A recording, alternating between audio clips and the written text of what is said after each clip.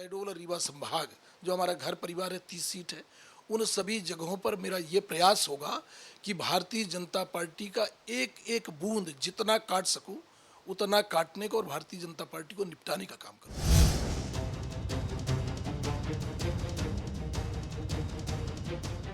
ये बयानबानगी है उस बगावत की जो चुनाव आते ही चरम पर पहुंच जाती है। इस मर्ज की दवा आज तक कोई पार्टी ढूंढ नहीं पाई। चुनाव की दस्तक होते ही नेता टिकट की चाह में नारायण नारायण करते हुए पेंडुलम की तरह डोलने लगते हैं। इसके साथ ही पार्टी और विचारधारा हाशिए पर खड़े तमाशा देखते हैं। 23 के चुनाव में बीजेपी में नारायण ही नारायण नजर आ रहे हैं। चुनाव के ऐलान से पहले ही ये नारायण अपने लिए ठिकाना ढूंढने लगे हैं। सत्ता का हिस्सा बनने की लालसा नेताओं को नारायण बना देती है, बात चाहे बीजेपी की हो या कांग्रेस की। बीजेपी के 2 दर्जन से ज्यादा बड़े और स्थापित नेता अब तक पाला बदल चुके हैं। कांग्रेस के भी हालात कम बुरे नहीं हैं। टिकट बंटने के बाद विरोध और बगावत में तेजी आई है। कांग्रेस के घर में भी कई नारायण सही वक्त के इंतजार में हैं। कुछ उम्मीदवार ऐलान से पहले ही प्रेशर पॉलिटिक्स कर रहे हैं। इसे लेकर सियासत के बाजार में बयानों के सिक्के जमकर खनक रहे हैं। एक दो जगह से लोगों की आग्रह आते हैं कि हम कांग्रेस ज्वाइन करना चाहते हैं, लेकिन माननीय कमलनाथ जी ने जो हमारी जिला इकाइयां रहती हैं, जो जिले के हमारे पदाधिकारी रहते हैं, उनसे हम लोग पहले सहमति लेते हैं। अगर वो लोग तैयार रहते हैं तो हम उनको फिर कांग्रेस में प्रवेश दिलाते हैं। तो ऐसे कई लोग हैं अभी जो लाइन में हैं और जिनको हम आने वाले समय में कांग्रेस ज्वाइन कराएंगे। 2020 में भी आपने देखा होगा किस तरह से कांग्रेस का एक बड़ा खेमा हमारे विचारों से, हमारे कार्यों से प्रेरित होकर जुड़ा, और ऐसा सिर्फ मध्य प्रदेश में नहीं, पूरे देश में चल रहा है। तो कांग्रेस के नेतृत्व की अक्षमता और भारतीय जनता पार्टी में मोदी जी के विकास कार्यों से, शिवराज जी के विकास कार्यों से प्रभावित होकर और संगठन क्षमता को देखते हुए निरंतर नेता और कार्यकर्ताओं का आना जाना चालू है। मध्य प्रदेश की राजनीति में भी मौसम वैज्ञानिक चुनाव आते ही सक्रिय हो जाते हैं। कांग्रेस से बीजेपी और बीजेपी से कांग्रेस के इतर वो भी संभावनाएं तलाश लेते हैं। चुनाव की चक्की में बहुजन समाज पार्टी, समाजवादी पार्टी तो पहले ही पीस रही थी। अब आम आदमी पार्टी भी विकल्प के रूप में नारायण नगरी बनने का ऑप्शन लेकर सामने है। तभी तो नारायण खुलकर ताल ठोक रहे हैं और बगावत का झंडा बुलंद कर रहे हैं। बंसल न्यूज के सवाल, बागियों के दल बदल से किसे फायदा और किसे होता है नुकसान? दल बदलू नेताओं को सबक क्यों नहीं सिखाती जनता? नेताओं के लिए व्यक्तिगत स्वार्थ पार्टी से बड़ा क्यों हो जाता नमस्कार, है? मैं हूं शरद द्विवेदी और हमारा आज का मुद्दा है और कितने नारायण। नारायण नारायण, ये नारायण नारायण ही बड़ा दिलचस्प है। ये जो नारायण हैं ये दुखी भी होते हैं, प्रसन्न भी होते हैं, और कई बार दुखी और प्रसन्नता की स्थिति में लाभ पहुंचाने के बजाय, हम इस धरती के नारायण की बात कर रहे हैं, नुकसान भी पहुंचा देते हैं।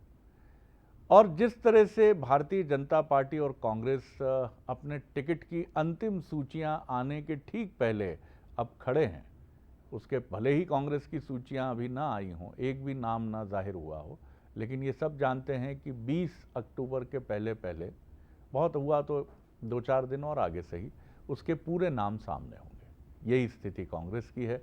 नवरात्रि की शुरुआत के साथ ही, जो कि अब हम जिसके मुहाने पर खड़े हैं, ये सारे नाम सामने होंगे। इसी के साथ नारायण नारायण भी शुरू होगा। कई लोगों ने तो अभी से बयाना दे रखा है, इस पार्टी में, उस पार्टी में, और 3 पार्टियां इसके लिए बड़ी लाइकली हैं मध्य प्रदेश में।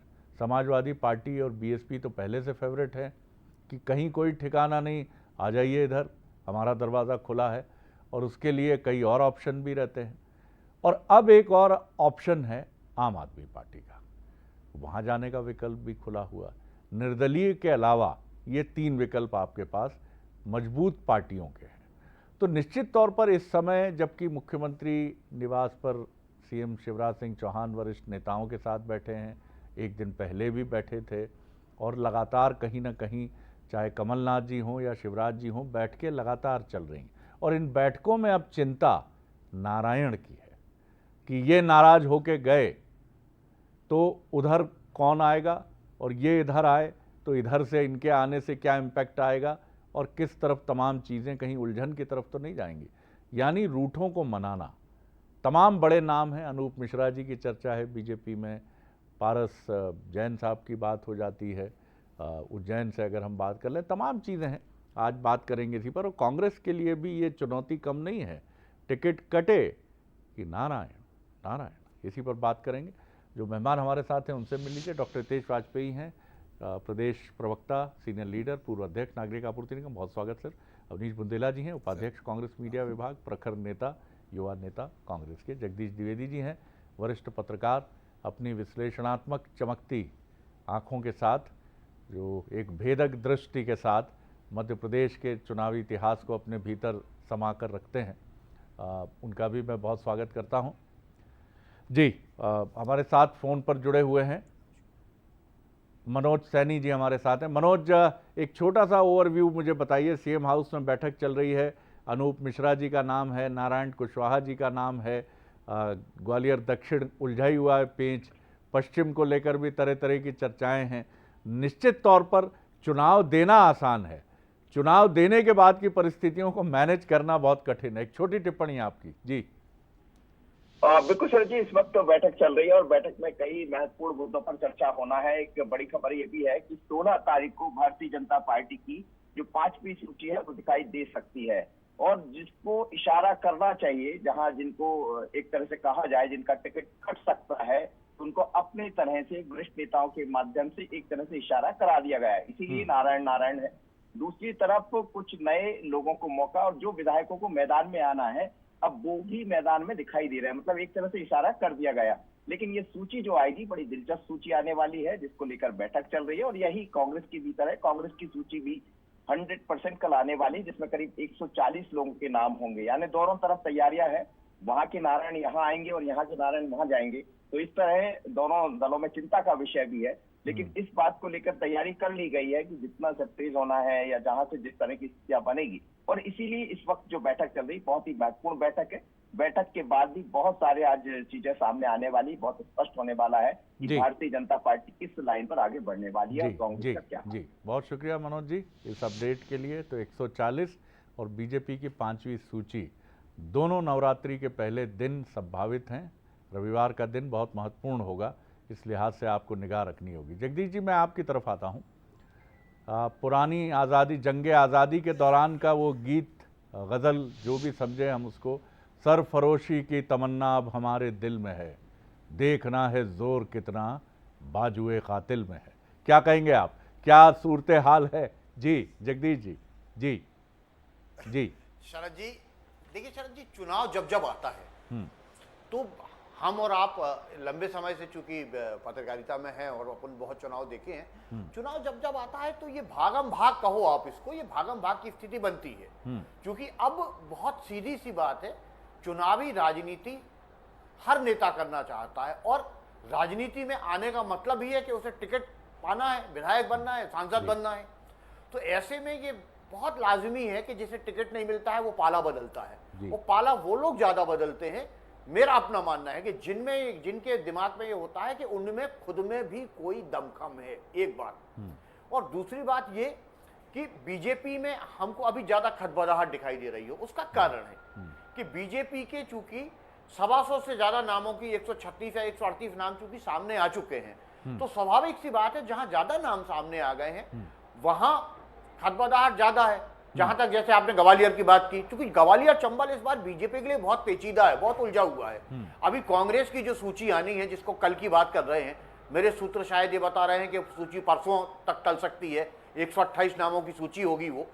तो कांग्रेस की जब सूची आएगी तो कांग्रेस में जो आप कह रहे हैं, कांग्रेस में भी यही कमोबेश स्थितियां आपको बनती दिखाई देंगी, क्योंकि कांग्रेस भी इस बार बहुत जबरदस्त कॉन्फिडेंस लेकर चल रही है बीजेपी के साथ साथ।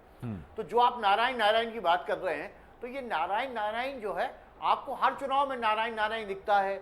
कुछ पत्ते झड़ते हैं, फिर कुछ नए पत्ते साख पे आते हैं। तो राजनीति का एक कल्चर है। मैं इसको बहुत साधारण सी घटना मानता हूं, और लेकिन इस मामले में ये महत्वपूर्ण हो जाता है कि ये सारे के सारे लोग, इनमें से कई लोग जब ज्यादा भागते हैं तो फिर सरकारें बनने और बिगड़ने के समीकरण भी प्रभावित करते हैं। और यही वजह है कि सीएम हाउस में जो बैठक चल रही है उसमें टिकटों को लेकर तो मंथन हो ही रहा है, इस बात पे भी मंथन हो रहा है कि जो सूचनाएं बीजेपी के पास सूत्रों से पहुंच रही हैं, कौन से लोग जाना चाहते हैं। जैसे अभी थोड़ी देर पहले जो मेरे अपने सूत्र हैं कि अनूप मिश्रा जी से मुख्यमंत्री शिवराज जी सिंह ने खुद बात की है, उन्होंने रुस्तम सिंह से भी बात की है, उन्होंने नारायण सिंह कुशवाहा से भी बात की है, उन्होंने उज्जैन के भी एक नेता से बात की है।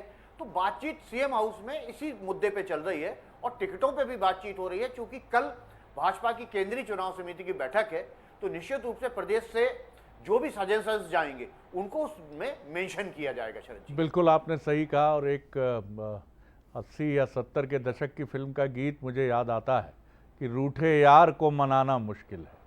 तो ये बड़ा मुश्किल काम है साहब, जब कोई नारायण हो जाता है और जब कोई इस मिजाज में आ जाता है कि साहब मैं नाराज हूँ। मनाना आसान है जी हाँ, यस यस, वाह वाह, आपको याद है वो गीत? मैं पहला मिसरा उसका भूल गया था।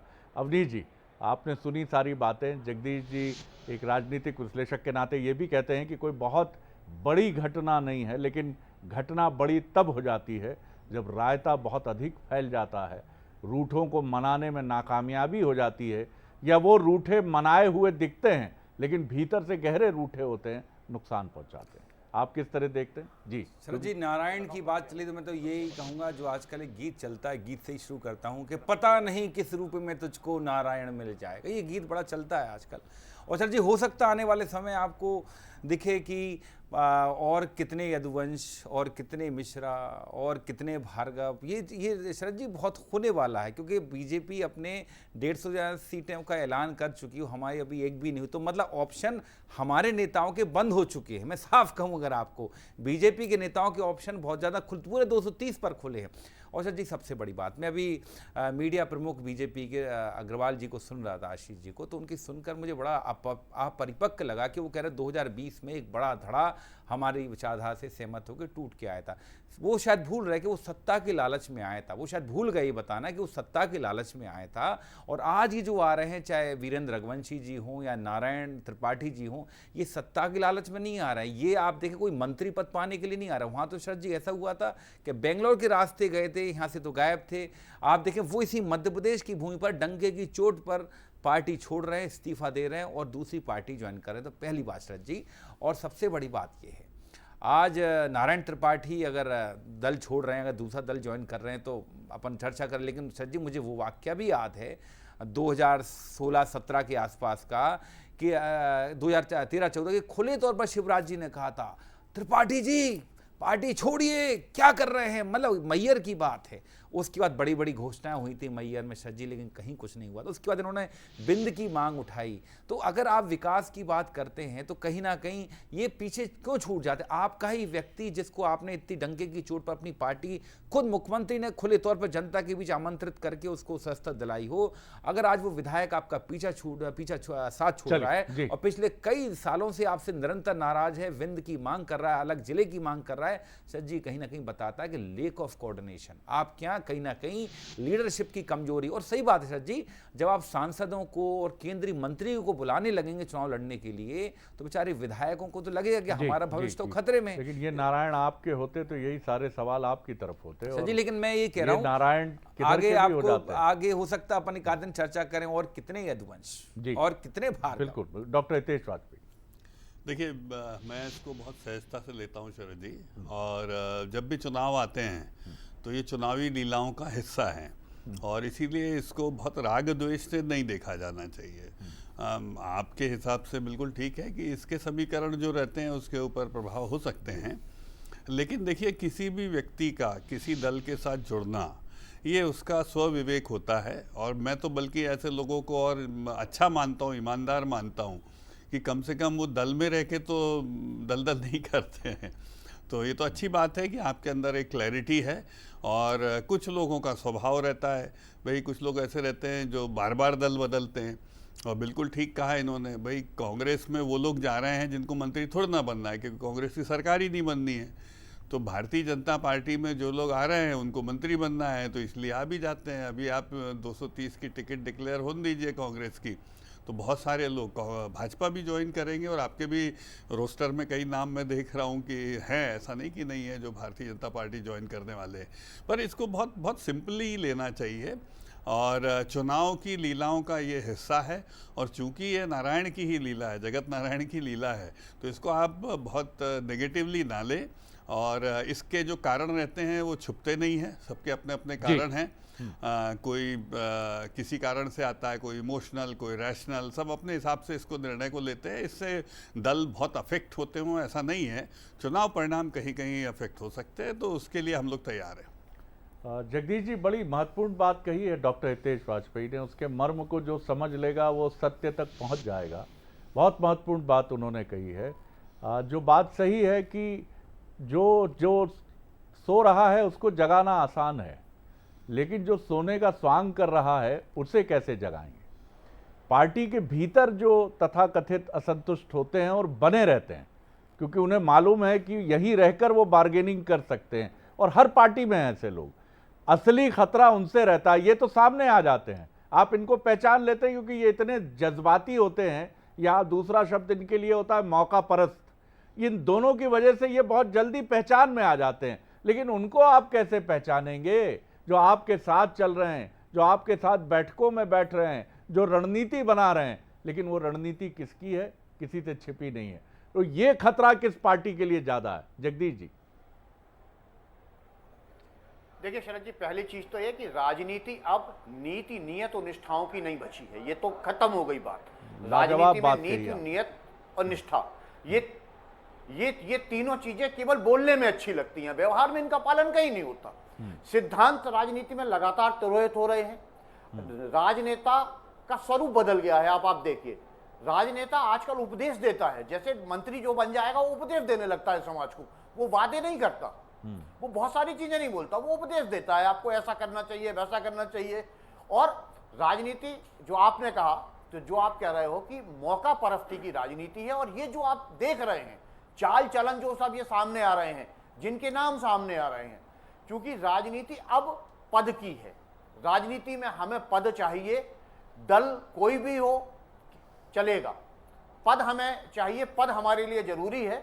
और ऐसा करके वो मैं नहीं मानता कि आज के दौर में वो गलत भी कर रहे हैं, क्योंकि हमने बहुत सारे लोगों को पद जाने के बाद हाशिए पे भी जाते देखा है।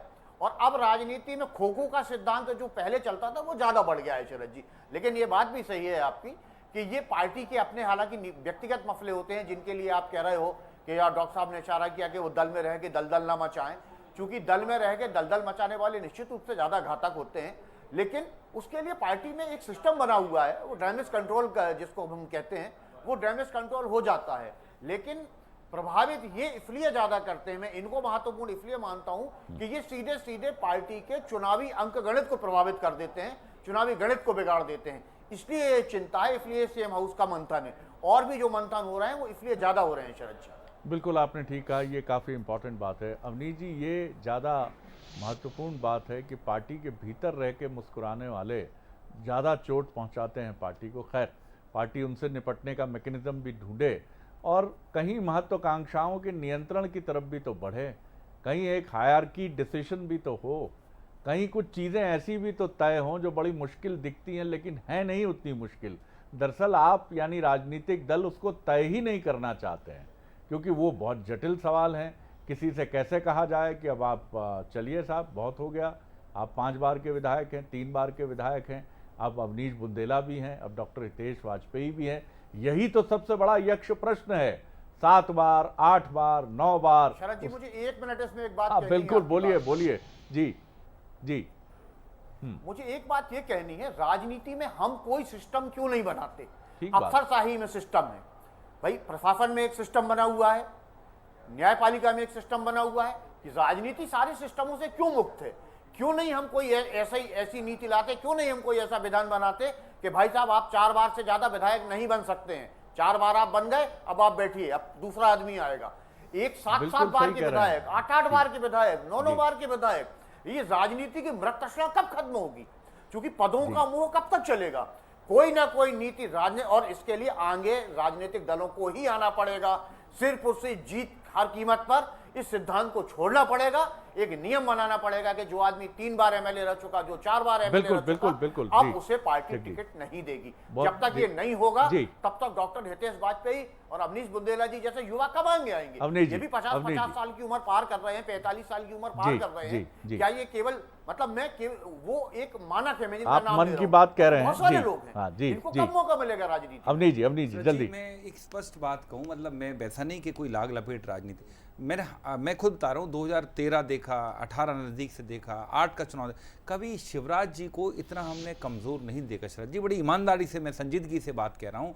सबसे बड़ी बात आप ये देखें कि 18 साल का मुख्यमंत्री, प्रदेश का मुख्यमंत्री हर व्यक्ति सम्मान करता है, मैं भी प्रदेश का निवासी हूँ शरद जी, लेकिन फिर भी आप देखें कि वो मुख्यमंत्री को चेहरा बनाने से पहले ही हम कह रहे थे बार बार आगे पीछे आगे पीछे। अच्छा दूसरी बात शरद जी, इसका कारण हमने कभी बीजेपी के इस तरह से विधायकों को, देखिए हम स्वीकार कर रहे हैं कि ऐसे आते भी नहीं देखा कि ठीक है पूर्व विधायक पूर्व मंत्री आए हैं, पूर्व मुख्यमंत्री के बेटे आए सर जी, और अभी मैं आपको बताऊं कोई बड़ी बात नहीं, एक पूर्व मुख्यमंत्री तक भाजपा की संस्था से इस्तीफा दे आने वाले थे, ये भी चल रहा है शरद जी।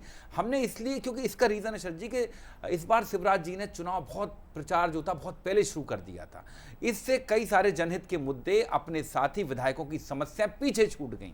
इसीलिए मुझे लग रहा है जिस तरह से पत्ते झड़ते हैं उस तरह से भाजपा के नेता टूट टूट कर जा रहे हैं। देखिए हमारी सरकार गिरी शरद जी, हम मानते हैं, लेकिन आप देखिए हमारे कोई कंफ्यूजन नहीं, हमारे सिर्फ एक नाम है कमलनाथ, कमलनाथ, कमलनाथ। सबको मालूम है कि लीडरशिप कमलनाथ जी है और उनको ही मुख्यमंत्री पद की शपथ देनी, हम सब उनके नेतृत्व में। लेकिन भाजपा का नेता कार्यकर्ता शरद जी हाईली कंफ्यूज है, आप देखें, क्योंकि आप देखें लाडली बहना योजना का शिवराज जी नाम लेते हैं लेकिन मोदी जी उसका जिक्र नहीं करते, मतलब कहीं ना कहीं आपके केंद्रीय और प्रदेश के नेतृत्व में बड़ा ही गैप है। दूसरी बात सर जी, एक बात देखिए आप, दूसरी बात मैं बोल सर बस लेकिन मेरा ये कहना है अवनीश जी, मेरा ये कहना है कि चुनौतियों पे किसी का एकाधिकार नहीं है कि वो सिर्फ बीजेपी के घर में पाई जाती हैं। आपके यहाँ भी पर्याप्त रही, और ना किसी वृक्ष के पत्ते पर सिर्फ एक ही नाम लिखा है कमलनाथ, कमलनाथ, कमलनाथ या शिवराज, शिवराज, शिवराज। सबकी महत्वाकांक्षाएं हैं, सब आगे बढ़ना चाहते हैं, इनके बीच में टकराव होता है, लेकिन कमजोरियां दूसरों के घर में हैं, इससे थोड़ी विनम्र सहमति है। जी आप चाहें तो खत्म कर लें जल्दी से, 15 सेकंड में। बस यही बोलना चाह रहे थे। चलिए ठीक है जी चलिए डॉक्टर हितेश वाले। नहीं, I have full respect for him. मैं ये कह रहा था, देखिए जो आपने बात कही बहुत अच्छी कही है कि आज इस उम्र में भी यदि कमलनाथ जी और दिग्विजय सिंह जी सड़क पर हैं तो ये अपने बच्चों के लिए हैं शरद जी, इनको नहीं कुछ बनना है, ये बस सब बन चुके हैं। जैसे उनको नकुल जी की चिंता होती है क्योंकि नकुल जी इतने शार्प पॉलिटिशियन नहीं हैं, तो स्वाभाविक है उनको लगता है, हर पिता को लगता है कि हम उसको सेट कर जाएं। ऐसे ही दिग्विजय सिंह जी है, भाई वो सब रह लिए, 10 साल मुख्यमंत्री भी रह लिए, सब रह लिए, तो शरद जी उनका बने रहना इस उम्र तक बहुत अलग विषय है। रहा सवाल हताशा का, तो आज सुबह मैं ट्वीट देख रहा था माननीय दिग्विजय सिंह जी का, तो वो शिवराज जी को फर्स्ट टेंस में आपने भी देखा होगा आज उन्होंने संबोधित किया है, शिवराज कर रहा है, शिवराज ऐसा कर, तो ये मैं आमतौर पे नहीं देखे मैंने दिग्विजय सिंह जी के ट्वीट कि इस प्रकार से हों, तो ये दिखाता है कि वो दबाव में है, हताशा में है, ये ऑन रिकॉर्ड है अविनाश जी, मतलब मैंने उसमें देखा है। ये कहना कि क्या तुम्हारे बाप का ये क्या शब्द अच्छा है, सुन तो लीजिए अविनाश जी मेरी बात, मैं इन दोनों के बीच के संवाद की बात कर रहा हूँ। कभी शिवराज जी ने दिग्विजय सिंह को दिग्विजय या इस प्रकार का, अभी तक तो शुरू नहीं हुआ है, आप शुरू करेंगे तो वो हो भी जाता है, सौहार्द बिगड़ने में कितनी देर लगती। एनीवे, अब मैं दूसरा एक बड़ा उदाहरण शरद जी आपको बताता हूँ, जगदीश जी को भी याद होगा कि भागीरथ प्रसाद जी तो टिकट लेकर हमारे पास आए थे, भाई आपने उनको टिकट तक दे दिया था लोकसभा का और वो टिकट समेत आ गए थे, तो अभी आप टिकट तो बांटिए। तो मुझे ऐसा लगता है कि फिर मैं कह रहा हूँ, कठिनता से निर्णय लेते हुए ये लोग दो आधार पर निर्णय लेते हैं, या तो कुटिलता से लेते हैं या फिर कटुता से लेते हैं। तो ये बहुत ध्यान में रखने की बात है, इंडिविजुअल केसेस में होता है, फिर भी हम इसको पॉजिटिवली लेते हैं, हमें कोई बहुत फ़र्क नहीं पड़ता। उसका रीज़न ये है जगदीश जी कि अभी भी पार्टी में बहुत सारे ऐसे लोग हैं, बहुत सारे बहुतायत, जो कि नीति और सिद्धांत पर चलना चाहते हैं। हम लोग दल नहीं बदलते जगदीश जी, और ऐसे बहुत लोग हैं, आपसे भी मिलते हैं, आपके आसपास हैं, कांग्रेस में भी है, ऐसा नहीं कहूँगा। तो हाँ, ये ज़रूर है कि हम लोग वो बुनियाद के पत्थर हैं जिस पे पताकाएं फहराती हैं। कभी कभी ठीक है, ये बात सच है कि इस प्रकार की चीज़ें देख के दुख होता है, लेकिन मैं नहीं समझता कि दलों में दलनिष्ठ लोग नहीं होते हैं। तो क्योंकि ये आप कह देंगे ना तो शरद जी, जगदीश जी, फिर हम लोग कहाँ चले जाएंगे। तो मुझे लगता है दल और ध्येय के प्रति निष्ठा आज भी भारतीय जनता पार्टी में असंख्य कार्यकर्ताओं में है और मुझे उस पर गर्व है। महत्वपूर्ण बात यह है कि कहीं कुछ तय तो करना पड़ेगा, नहीं तो ये जो खदबदाती महत्वाकांक्षाएं हैं, इनको जब रास्ता नहीं मिलता है तो या तो ये आत्मविध्वंस की तरफ जाती हैं, सेल्फ डिस्ट्रक्शन की तरफ जाती हैं, या ये जिस कुनबे, जिस परिवार, जिस पार्टी से जुड़ी होती हैं उसको नुकसान पहुंचाती हैं। आखिर क्यों वरिष्ठ नेता संगठन में काम नहीं करना चाहते एक सीमा के बाद, और क्यों संगठन के लोगों को आप सत्ता की तरफ नहीं भेजते हैं? क्यों ये चीज़ें एक बहुत सुस्थापित रूप नहीं लेती हैं? क्या राजनीति में आया हर व्यक्ति जीवन भर कार्यकर्ता बने रहने के लिए आया है? तो आप उसको ये समझा दीजिए।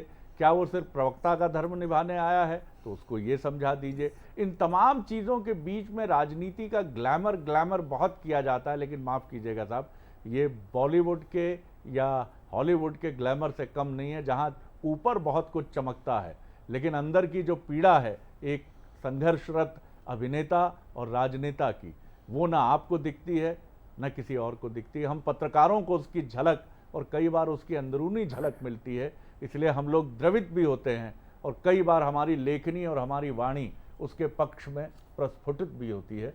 चलिए, ये दार्शनिक वाणी मेरे मुंह से फिर निकल गई। जगदीश जी बहुत धन्यवाद, बहुत शुक्रिया, और प्रीतेश वाजपेयी बहुत धन्यवाद, अवनीश जी बहुत धन्यवाद। आगे देखिए छत्तीसगढ़ का एक्सक्लूसिव बुलेटिन मोर माटी मोर खबर। नमस्कार।